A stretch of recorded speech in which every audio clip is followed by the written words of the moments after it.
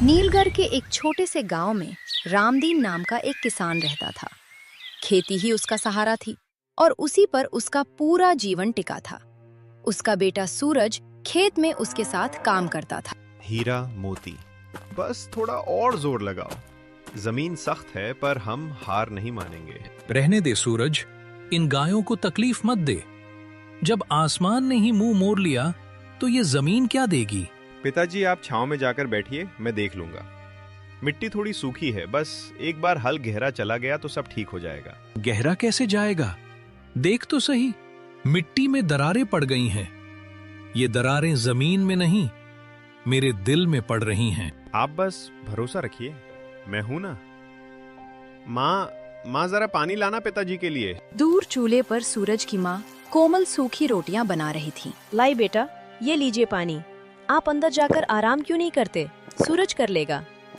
क्या कर लेगा कोमल? जब जमीन ही मर रही हो तो बेटा क्या कर लेगा? सूरज सुन, इधर आ। जी पिताजी। तुझे पता है ना, दया सागर रोज चक्कर काट रहा है। वो मोटरसाइकिल की आवाज मुझे रात को सोने नहीं देती। आने दीजिए उसे, मैं बात कर लूंगा। क्या बात करेगा? तू बच्चा है अभी, उसे बात करना नहीं आता, उसे सिर्फ छीनना आता है। तभी दूर से मोटरसाइकिल की आवाज आई। दया सागर की भारी बाइक धूल उड़ाती हुई खेत के किनारे आकर रुकी। रामदीन भाई, क्या हालचाल? अरे सूरज बेटा, तू अभी तक हल चला रहा है? इस मिट्टी में अब कुछ बचा ही कहाँ है? प्रणाम दया सागर जी, कहिए कैसे आना हुआ? बस यूं ही आया था।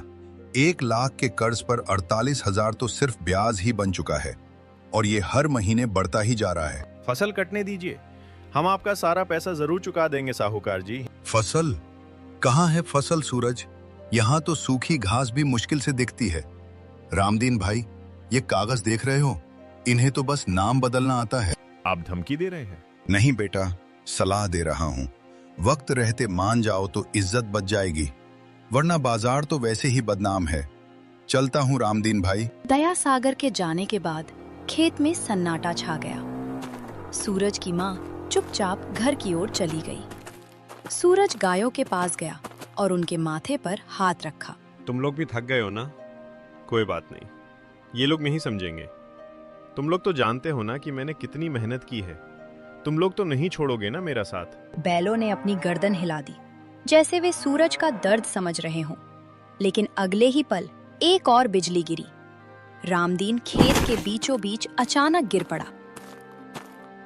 पिताजी, माँ जल्दी आओ, पिताजी को क्या हुआ? पिताजी आंखें खोलिए। रामदीन जी, बेटा जल्दी डॉक्टर को बुला। गांव के छोटे से अस्पताल में रामदीन को भर्ती किया गया। डॉक्टर ने सूरज को बाहर बुलाया। उसकी आंखों में कोई दिलासा नहीं था। देखो सूरज, मैं साफ बात करूंगा। रामदीन जी का शरीर अब जवाब दे चुका है। उम्र और ऊपर से ये मानसिक तनाव, अब ये कभी भी खेत में मेहनत नहीं कर पाएंगे। इन्हें पूरा आराम चाहिए। अगर इन्होंने दोबारा हल पकड़ा तो जान भी जा सकती है। लेकिन डॉक्टर साहब, हमारी जमीन, खेती के बिना घर कैसे चलेगा? वो मुझे नहीं पता सूरज, लेकिन एक बात पक्की है, अब इस घर की और उस जमीन की पूरी जिम्मेदारी सिर्फ और सिर्फ तुम्हारे कंधों पर है। संभाल सको तो संभाल लो। बाजार के बीचों बीच धूल उड़ रही थी। चारों तरफ शोर था, लेकिन सूरज के कानों में सिर्फ अपनी धड़कन सुनाई दे रही थी। तभी एक भारी आवाज ने उसे पीछे से रोका। अरे सूरज, रुक जरा, इतनी जल्दी कहाँ जा रहा है? प्रणाम दया सागर जी, बस मंडी जा रहा था, पिताजी की दवा लेनी है। दवा? दवा तो तेरे बापू पिछले 3 महीने से ले रहा है सूरज, मगर बीमार तो तेरी जमीन लग रही है। दया सागर ने अपनी जेब से मुट्ठी भर सिक्के निकाले और सूरज के पैरों के पास फेंक दिए। ये ले, ये रख ले। तेरी जमीन से आजकल अनाज तो निकल नहीं रहा, तो मुझे लगा शायद इन सिक्कों से तेरा घर चल जाए। दया सागर जी, बाजार में ये सब करने की क्या जरूरत है? मैं कल आकर बात करूंगा। कल? कौन सा कल सूरज? आज से 2 महीने बाद उस जमीन पर तेरा नहीं, दया सागर का नाम होगा। मैं आपके पैसे लौटा दूंगा, पर आप... पैसा? पैसा तो तू देगा ही, लेकिन पहले अपनी औकात तो देख ले। जा, दवा ले जा अपने बाप के लिए। कहीं ऐसा न हो कि जमीन के साथ साथ चिराग भी बुझ जाए। सूरज बिना कुछ बोले वहां से चल दिया। लोगों की हंसी उसके पीछे उसे काट रही थी। सूरज जब घर लौटा तो उसकी दुनिया बदल चुकी थी। बाजार वाली उस घटना के बाद उसने लोगों की आंखों में देखना छोड़ दिया था। भगवान, क्या यही लिखा था मेरी किस्मत में? मेहनत भी की, ईमानदारी भी रखी, फिर ये बेइज्जती क्यों? रात का पिछला पहर था। सूरज की आंख लग ही रही थी कि उसे अंदर के कमरे से खुसर पुसर सुनाई दी। उसके माता पिता जाग रहे थे। कोमल, मैं सोच रहा हूँ जमीन दया सागर को दे देते हैं। ये क्या कह रहे हैं आप? वो जमीन आपकी जान है। जान तो सूरज है। उस बच्चे की हालत देखी है तुमने? बाजार में लोग उसे ताने मारते हैं। मेरी वजह से उसे नीचा देखना पड़ रहा है। मैं अब और नहीं झेल सकता। मैं हार गया हूँ कोमल। पिताजी। आप हार सकते हैं, पर मैं नहीं। सूरज अभी जवान है, वो कुछ न कुछ कर लेगा। क्या कर लेगा? शहर जाएगा? वहां कौन है उसका? कोमल, हकीकत को पहचानो। हम भूखे मर जाएंगे। उससे अच्छा है कि वो जमीन बेचकर जो थोड़ा बहुत मिले उससे सूरज की कहीं नौकरी लगवा दे। सूरज को ये सुनकर जो दर्द हुआ वो भूख से भी ज्यादा था। तभी सूरज की माँ वहाँ आई। उसके हाथ में एक छोटा सा मखमल का कपड़ा था। सूरज, इधर आ बेटा। माँ, आप सोई नहीं? ये ले। ये क्या है माँ?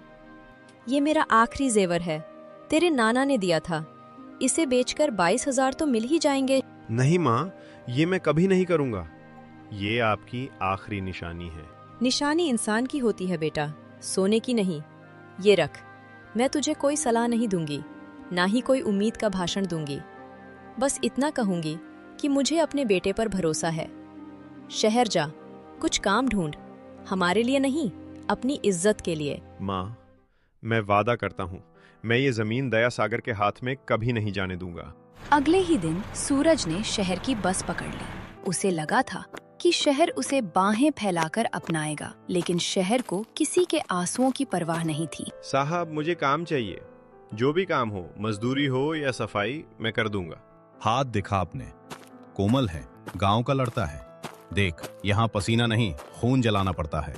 काम मिलेगा पर पैसा कम होगा। मंजूर है? मंजूर है साहब।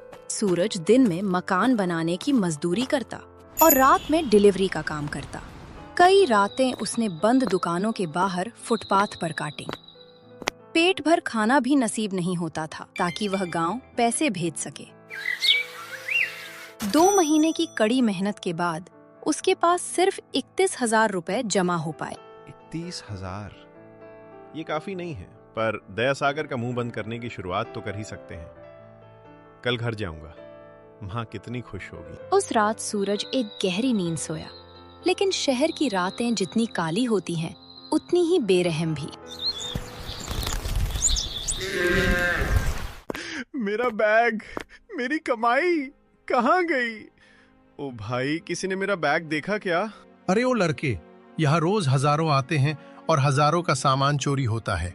शोर मत मचा, आगे बढ़। यहाँ पुलिस भी नहीं सुनती। साहब, मेरी 2 महीने की मेहनत थी। मेरे पिता की दवा, मेरी जमीन, सब उसमें था। कोई तो मदद करो। कोई मदद के लिए नहीं आया। शहर की भीड़ उसके पास से ऐसे गुजर रही थी जैसे वो कोई पत्थर हो। सूरज के पास अब न पैसे थे न हिम्मत। वह खाली हाथ गांव लौटा। माँ, मैं हार गया, सब कुछ चोरी हो गया। तू जिंदा लौट आया बेटा, मेरे लिए वही बहुत है। लेकिन दया सागर को इस बात से कोई फर्क नहीं पड़ता था। डेडलाइन खत्म हो चुकी थी। वो फिर से सूरज के घर के बाहर खड़ा था। इस बार उसके साथ कुछ गुंडे और हाथ में कानूनी कागजात थे। रामदीन भाई, वक्त खत्म। देखो सूरज, मैं बुरा आदमी नहीं हूँ। कागजों के हिसाब से तो ये जमीन अब मेरी है, लेकिन चलो मैं तुम्हें फसल काटने तक का वक्त देता हूँ। तब तक तुम इसी जमीन पर मजदूरी करो, मुझे कोई दिक्कत नहीं है। आप हमें अपनी ही जमीन पर मजदूर बना रहे हैं। जमीन अपनी तब होती है सूरज, जब उसकी कीमत चुकाई जाए। क्यों रामदीन भाई, जुबान क्यों बंद है? जो आपको ठीक लगे साहब। सूरज पूरी तरह टूट गया। उसने खुद को कमरे में बंद कर लिया। खेत सूखे पड़े थे और पिता दरवाजे पर चुपचाप बैठे रहते। तभी एक शाम सूरज का बचपन का दोस्त केतन उससे मिलने आया। सूरज, कब तक इस अंधेरे में बैठा रहेगा? क्या करूं केतन, किस्मत ही खराब है। शहर गया तो वहां लुट गया, यहाँ आया तो अपनी ही जमीन पर मजदूर बन गया। सुन सूरज, मैं तुझे पैसे नहीं दूंगा, क्योंकि पैसे से तू सिर्फ कर्ज चुका पाएगा, अपनी इज्जत वापस नहीं ला पाएगा।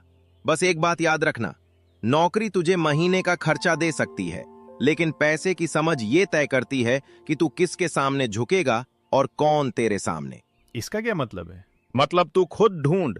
तुझे क्या लगता है इस सूखी मिट्टी में सिर्फ अनाज उग सकता है? दिमाग लगा सूरज, वक्त बदल रहा है। केतन इतना कहकर चला गया। सूरज रात भर सो नहीं पाया। पैसे की समझ, ये शब्द उसके दिमाग में हथौड़े की तरह बज रहे थे। अगले दिन वो अपने सूखे खेत की मेड़ पर बैठा था। तभी एक बूढ़ा चरवाहा अपनी भेड़ों के साथ वहां रुका। बेटा, क्यों इस सूखी मिट्टी को घूर रहा है? बाबा, ये जमीन मर चुकी है, अब यहाँ कुछ नहीं उगेगा। जमीन कभी नहीं मरती बेटा, बस उसे समझने वाले मर जाते हैं। देख, खेत के किनारे ये छोटे छोटे कटीले पौधे दिख रहे हैं। हाँ, ये तो जंगली घास है। ये जंगली घास नहीं है, ये शतावरी है। पुराने जमाने में जब यहाँ नहरें नहीं थीं, लोग ऐसी ही जड़ी बूटियां उगाते थे। इन्हें पानी कम चाहिए पर देखभाल कड़ी। शहर के बड़े बड़े व्यापारी इनके लिए मुंह मांगी कीमत देते हैं, पर लोगों ने आसान खेती के चक्कर में इन्हें छोड़ दिया। जमीन ने उन्हें नहीं छोड़ा, उन्होंने जमीन को छोड़ दिया। सूरज की आंखों में एक चमक आई। उसने उस छोटे से पौधे को जड़ से उखाड़ा और उसे ध्यान से देखने लगा। बाबा, क्या ये सच में बिकती हैं? कोशिश करके देख ले, वैसे भी खोने के लिए तेरे पास अब बचा ही क्या है। सूरज ने उसी दिन तय कर लिया। उसने जमीन के एक छोटे से हिस्से पर उन औषधीय पौधों को उगाने का फैसला किया। जब वह काम पर लगा तो गांव वाले हंसने लगे। देखो भाई, सूरज पागल हो गया है, अनाज नहीं उगा पा रहा, अब ये जंगली घास उगाएगा। अरे सूरज बेटा, ये क्या कर रहा है? घास खाकर पेट भरेगा क्या? चलो अच्छा है, कम से कम मेरी जमीन की सफाई तो हो रही है। सूरज ने किसी की बात नहीं सुनी, लेकिन असली चुनौती अभी आनी बाकी थी। खेती के लिए उसे थोड़े और पैसों की जरूरत थी। साहब, मुझे एक छोटा सा लोन चाहिए। सूरज जी, आपका रिकॉर्ड देखिए, पहले से ही दया सागर का इतना बड़ा कर्ज है, हम आपको 1 रुपया भी नहीं दे सकते। लेकिन ये नया प्रोजेक्ट है। सॉरी, हम रिस्क नहीं ले सकते। सूरज हार मानने ही वाला था कि उसे एक छोटे कोऑपरेटिव बैंक के बारे में पता चला। वहाँ के मैनेजर ने उसकी मेहनत देखी थी। सूरज, मैं तुम्हें 1.2 लाख का लोन दे रहा हूँ, लेकिन याद रखना, ये तुम्हारी जमीन के कागजों पर है। अगर तुम फेल हुए तो दया सागर को भी कुछ नहीं मिलेगा, ये जमीन बैंक ले लेगा, यानी तुम हमेशा के लिए बेघर हो जाओगे। क्या तुम ये रिस्क लेने को तैयार हो? साहब, मैंने बाजार में अपनी इज्जत को मिट्टी में मिलते देखा है, उससे बड़ा रिस्क और कुछ नहीं हो सकता। सूरज घर लौटा। उसके हाथ में लोन के पैसे थे और आंखों में जिद। अब या तो तू सोना उगलेगी या फिर मुझे अपने अंदर दफन कर लेगी। चिलचिलाती दोपहर में सूरज अकेला खेत में पसीना बहा रहा था। तभी कुछ गांव वाले उधर से गुजरे। अरे ओ सूरज, बस कर भाई, देख बगल वाला खेत लहलहा रहा है और तू यहाँ कटीली झाड़ियां बो रहा है। रामफल चाचा, फसल उगाने की हिम्मत और पानी दोनों खत्म हो चुके हैं। अब तो बस यही झाड़ियां मेरा सहारा है। अरे बेटा, जवानी जोश में नहीं, होश में गुजारी जाती है। ये जो तू कर रहा है ना, इसे गांव में पागलपन कहते हैं। देख लेना, जब ये घास उगेगी ना, तो दया सागर इसे चारे की तरह अपनी भैंसों को खिला देगा।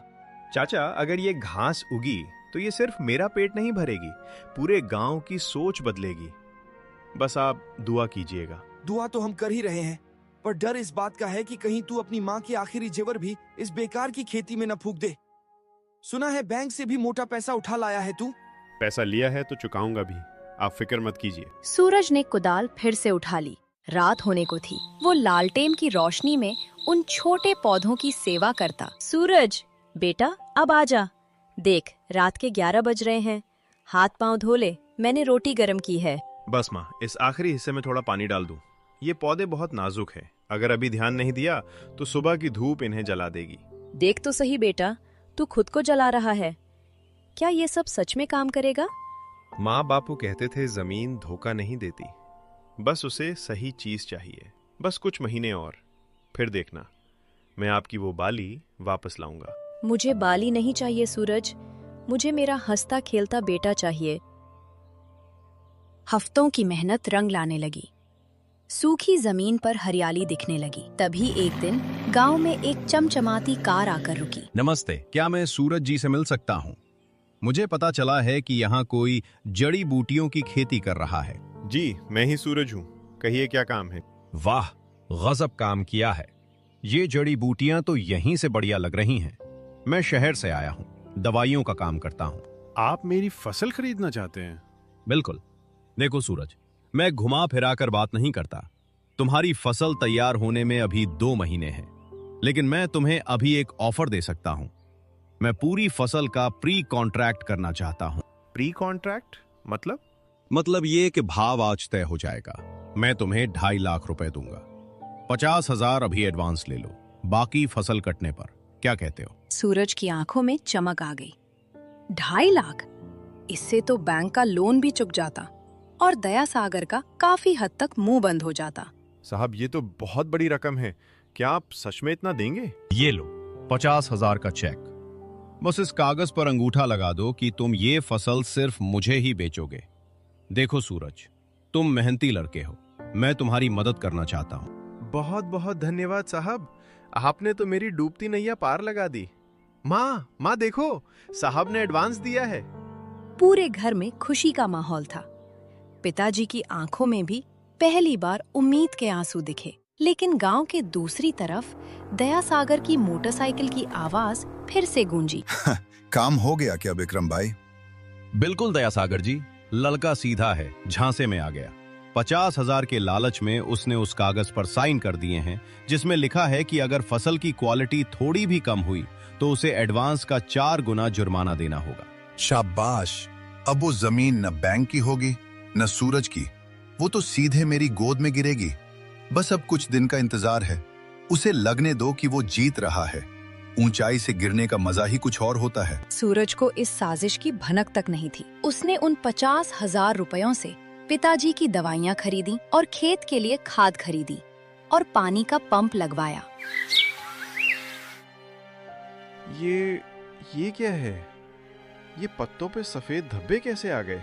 रातों रात सूरज की फसल पर एक अजीब किस्म के कीड़ों ने हमला कर दिया था। हरे भरे पत्ते पीले पड़कर झड़ने लगे थे। नहीं, ऐसा नहीं हो सकता। मेरी पूरी मेहनत सब बर्बाद हो रहा है। केतन जल्दी यहाँ आओ।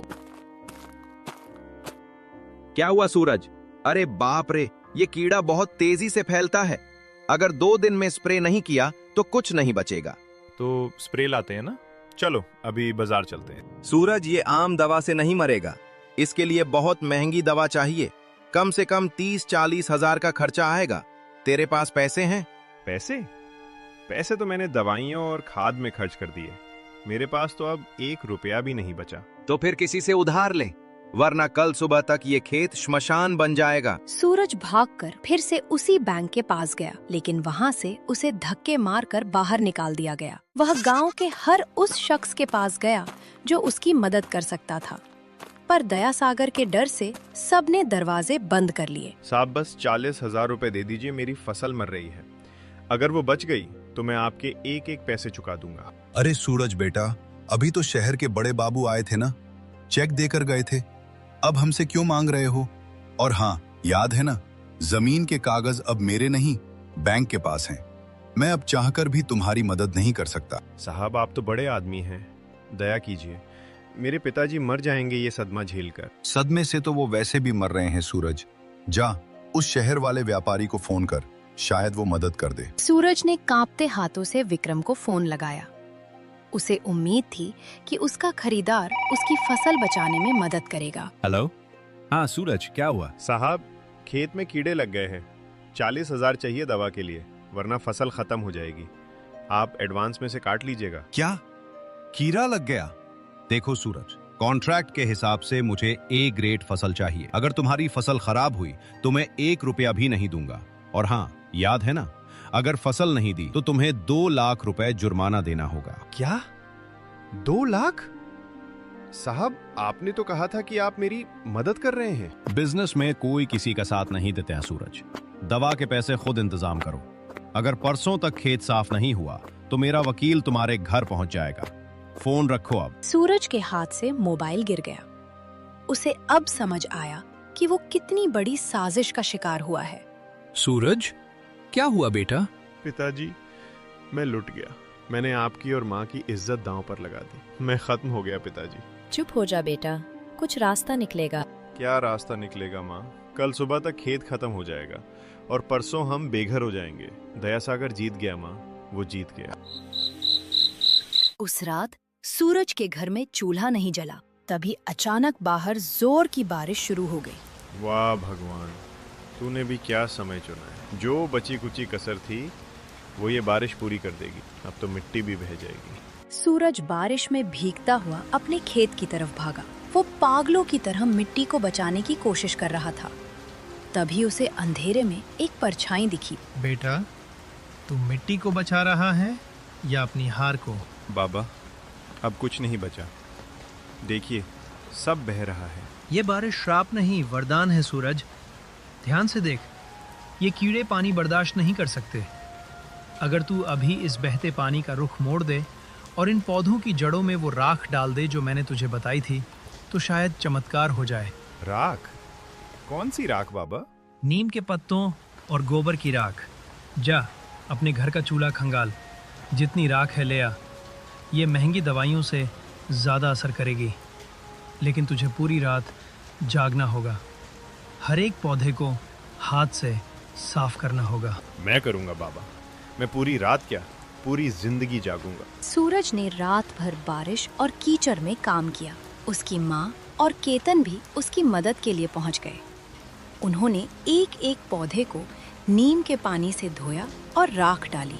केतन, देख, कीड़े गिर रहे हैं। सूरज, ये तो सच में काम कर गया। पौधे अभी भी कमजोर हैं पर मरेंगे नहीं। तूने कर दिखाया भाई। सूरज की आंखों में नींद नहीं, एक अजीब सा जुनून था। लेकिन उसकी खुशी ज्यादा देर नहीं टिकी।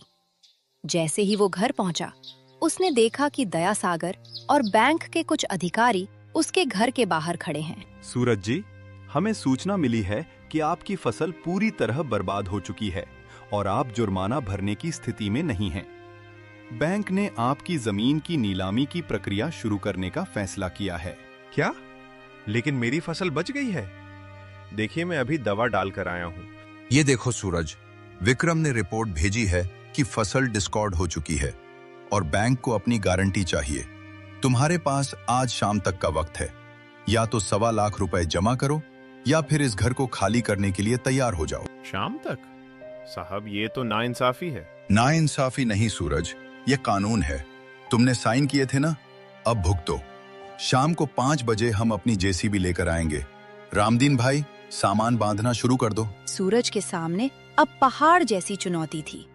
फसल तो बच गई थी, लेकिन उसे बेचने में अभी भी वक्त था और बैंक को पैसा अभी चाहिए था। माँ, क्या अब भी कोई रास्ता बचा है? रास्ता हमेशा होता है सूरज, बस उसे ढूंढने की हिम्मत चाहिए। सूरज ने अपनी साइकिल उठाई और गांव से बाहर की तरफ पैडल मारने लगा। उसे नहीं पता था वो कहाँ जा रहा है। सूरज, रुक, कहाँ भाग रहा है? ऐसे भागने से 1.25 लाख रुपए नहीं मिलेंगे। तो क्या करूं केतन? घर पर पुलिस और बैंक वाले खड़े हैं। मेरी माँ के पास अब बेचने के लिए एक तिनका भी नहीं बचा। मैं उस विक्रम का गला दबा दूंगा। उसने मुझे धोखा दिया। गला दबाने से जेल मिलेगी, जमीन नहीं। मेरी बात सुन, वो विक्रम अकेला नहीं है। वो आरोग्य हर्बल्स नाम की एक बड़ी कंपनी का सप्लायर है। वो तेरा माल सस्ते में हड़प कर उन्हें महंगे में बेचना चाहता है। तो मैं क्या करूं? हम सीधे कंपनी के हेड ऑफिस चलेंगे। शहर यहां से 40 किलोमीटर दूर है। अगर हम 3 बजे तक वहां पहुंच गए और तूने अपनी फसल की असलियत दिखा दी तो शायद कुछ हो जाए। लेकिन मेरे पास कोई सर्टिफिकेट नहीं है, कोई कागज नहीं है। वो मुझे अंदर घुसने भी नहीं देंगे। ये ले, ये तेरे खेत की वो शतावरी है जिसे तूने कल रात राख से साफ किया था। ये तेरी मेहनत का सबूत है। चल, मेरी बाइक पर बैठ। केतन की बाइक हवा चीर रही थी। सूरज जड़ी बूटी को सीने से लगाए बैठा था। ठीक 2 बजे वे शहर की सबसे बड़ी बिल्डिंग के सामने थे। कहाँ जा रहे हो? ये कोई धर्मशाला नहीं है। चलो पीछे हटो। साहब, मुझे एमडी साहब से मिलना है, बहुत जरूरी काम है, हमारी जमीन का सवाल है। एमडी साहब, वो तो जैसे भिखारियों से नहीं मिलते।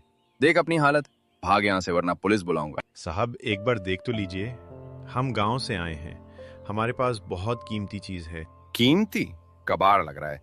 चलो रास्ता साफ करो, साहब की गाड़ी आने वाली है। तभी एक काली चमचमाती कार गेट के अंदर दाखिल हुई। सूरज ने बिना सोचे समझे कार के सामने छलांग लगा दी। क्या हुआ? ये शोर कैसा है? साहब बस 2 मिनट, मैं कोई भिखारी नहीं हूँ, किसान हूँ। ये देखिए, ये मेरे खेत की फसल है। आपके सप्लायर विक्रम ने मुझे धोखा दिया है। वो मेरी फसल को बर्बाद बता रहा है ताकि मेरी जमीन छीन सके। मुझे इन सब बातों में कोई दिलचस्पी नहीं है। गार्ड, इन्हें यहाँ से हटाओ, मेरा वक्त कीमती है। साहब एक बार इसे देख लीजिए, अगर ये बी ग्रेड भी निकली तो मैं खुद आपके पहियों के नीचे जान दे दूंगा। सूरज की आवाज में वो दर्द और जुनून था कि एमडी रुक गए। उन्होंने उसे सूंघा, उसकी बनावट देखी और उनकी आंखों में हैरानी साफ दिखने लगी। ये वाइल्ड शतावरी है और इतनी साफ। इस मौसम में तो ये मिलना नामुमकिन है। तुमने इसे कैसे बचाया? रात भर बारिश में जागकर, नीम के पानी और राख से। साहब विक्रम कह रहा है ये कचरा है। खन्ना, जरा इधर आओ। इस सैंपल को अभी लैब ले जाओ और मुझे 10 मिनट में रिपोर्ट दो। और तुम, सूरज नाम है ना, अंदर आओ। सूरज और केतन एक आलीशान कैबिन में बैठे थे। बाहर 3 बज चुके थे। सर, ये तो अद्भुत है। इसकी पोटेंसी मार्केट में मिलने वाली किसी भी चीज से 40% ज्यादा है। ये तो प्योर A+ ग्रेड है। हेलो विक्रम, तुमने जो सूरज के फसल की रिपोर्ट भेजी थी वो गलत है। फसल शानदार है। अरे नहीं सर, वो लड़का झूठ बोल रहा है। खेत में कीड़ा लगा है, सब खत्म हो गया है। मैं कल खुद जाकर देखूंगा। तुम्हें जाने की जरूरत नहीं है, सूरज मेरे सामने बैठा है। और सुनो, तुम्हारी सप्लाई का कॉन्ट्रैक्ट आज से खत्म। हम सूरज से डायरेक्ट डील करेंगे। सूरज को लगा जैसे उसे नया जन्म मिल गया हो, लेकिन घड़ी में 3:30 बज रहे थे। गांव यहाँ से अभी भी 1 घंटे की दूरी पर था। साहब आपका बहुत शुक्रिया, लेकिन मुझे अभी 1.25 लाख रुपए चाहिए। बैंक वाले मेरा घर गिरा देंगे। क्या आप मुझे एडवांस दे सकते हैं? 1.25 लाख? सूरज, मैं तुम्हें सालाना सप्लाई का कॉन्ट्रैक्ट देना चाहता हूँ। ये लो, 3.6 लाख रुपए का एडवांस चेक। तुम्हारी फसल की क्वालिटी देखकर मैं ये रिस्क ले सकता हूँ। साहब ये तो बहुत ज्यादा है। ये ज्यादा नहीं है सूरज, ये तुम्हारी मेहनत की कीमत है।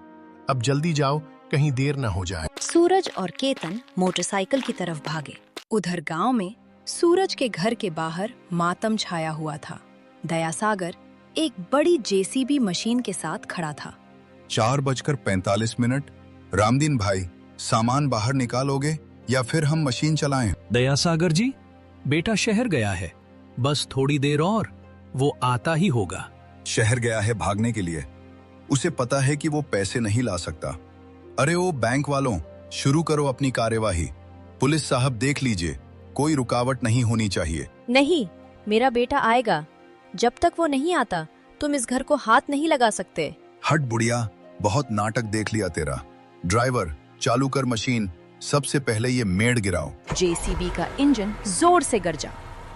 तभी दूर से धूल उड़ाती एक मोटरसाइकिल तेजी से आई। रुकिए रुकिए, ये रहा आपका पैसा। सूरज के हाथ में एक गुलाबी चेक और कुछ कैश था। ये तो 3.6 लाख का चेक है और ये सीधे आरोग्य हर्बल से है। क्या? ये कैसे हो सकता है? ये जरूर नकली होगा। ये लड़का कहीं से चोरी करके लाया है। दयासागर जी, ये चेक असली है और इस पर बैंक की स्टैम्प भी है। सूरज, तुम्हारा कर्ज 1.25 लाख था। हम ये चेक ले रहे हैं, बाकी के पैसे तुम्हारे अकाउंट में कल जमा हो जाएंगे। पुलिस साहब, नीलामी रद्द की जाती है। क्यों दयासागर जी, अब समझ आया? आपने कहा था कागजों का दिल नहीं होता, पर नाम बदले जाते हैं। अब इस जमीन पर ना आपका नाम है ना बैंक का, सिर्फ मेरा और मेरे पिता का। बेटा, आज तूने सिर्फ जमीन नहीं, मेरा स्वाभिमान बचाया। मुझे लगा था सब खत्म हो गया है, पर तूने रास्ता निकाला। पिताजी जो डरते नहीं वही आगे बढ़ते हैं। माँ, देखिए आपकी बाली, उसी सुनार से छुड़ा लाया हूँ। ये बाली नहीं है बेटा, ये तेरे संघर्ष की जीत का गहना है।